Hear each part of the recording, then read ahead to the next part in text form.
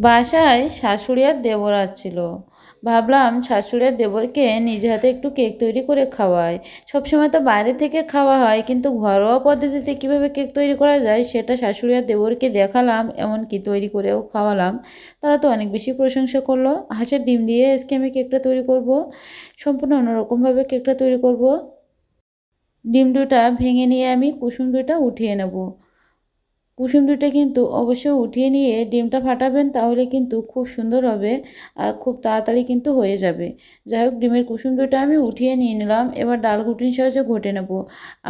আপনারা চাইলে ডাল ঘুটনি দিয়ে ঘটেও নিতে পারেন, তারপরে ইলেকট্রনিক বেটা দিয়েও করে নিতে পারেন, ডিমটা ফাটিয়ে নিতে পারেন। খুব সুন্দর করে কিন্তু আমি ফোম উঠিয়ে নিয়েছি, একবারে সাদা ফোম হয়ে গেছে দেখেন। এবার ডিমের কুসুম অ্যাড করে দিয়ে চিনি অ্যাড করে দিয়ে দিলাম, আর ভ্যানিলা এসেন্স অ্যাড করে দিয়ে দিলাম, তেল অ্যাড করে দিয়ে দিলাম। আপনারা চাইলে এখানে ভ্যানিলা এসেন্সের পরিবর্তে লেবুর রসও ইউজ করতে পারেন।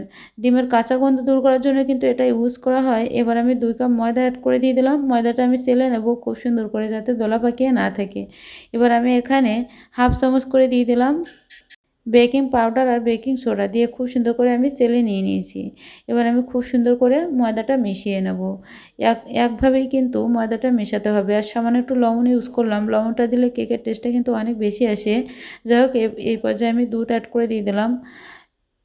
দুধটা দিয়ে আবারও খুব সুন্দর করে আমি মিশিয়ে নেব, যাতে দলা পাকিয়ে না থাকে। একটু করে দুধ দেবো আর খুব সুন্দর করে মেশাতে থাকবো। এভাবে খুব সুন্দর করে আমি মিশিয়ে নিয়েছি। এবার আমি কেকটা কুক করে নেব। তার জন্য এখানে কেক তৈরি করার জন্য একটা কৌটো নিয়েছি, তেল ব্রাশ করে নিয়ে নিলাম। এবার নিচে থেকে একটা কাগজ কেটে আমি দিয়ে দেবো। আপনারা চাইলে বাসায় কিন্তু ঘরোয়া পদ্ধতিতে এভাবে তৈরি করে নিতে পারবেন। বাসায় থাকা উপকরণ দিয়েও কিন্তু খুব সহজভাবে কেক তৈরি করা যায়। সেই পদ্ধতিটাই আমি আপনাদের দেখিয়ে দিলাম। সবসময় হাতের কাছে সব কিছু থাকে না।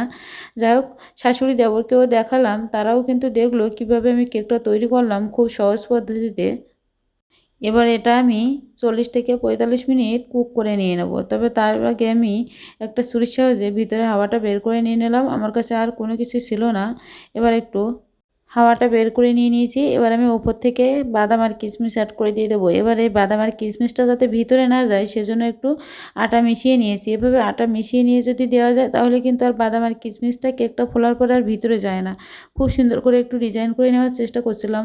আর আগে থেকে আমি বালুটা 5 মিনিট হাঁড়িটা গরম করে নিয়েছি। এবার আমি কেকের মোলটা বসিয়ে দিয়েছি। এবার আমি সিদ্ধটাও বন্ধ করে দিয়ে দেবো। দিয়ে এবার আমি এটা 40 থেকে 45 মিনিট কুক করে নিয়ে নেবো। তারপরে ফিরে আসছি।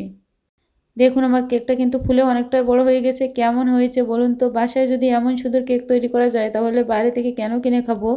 আমার মিথিলা তো অনেক বেশি পছন্দ করে বাসায় তৈরি করা কেক। আপনারা অবশ্যই বাচ্চাদের এভাবে তৈরি করে দেবেন। আর কেক রেসিপিটা ভালো লাগলে অবশ্যই চ্যানেলটিকে সাবস্ক্রাইব করে বৃষ্টিতে ফলো দিয়ে সাথেই থাকবেন। এবার আমরা সবাই পরিবেশন করব। আজ এ পর্যন্তই। ফিরে আসবো নেক্সট কোনো ভিডিও নিয়ে। সবাই ভালো থাকবেন, সুস্থ থাকবেন। Tata, bye bye.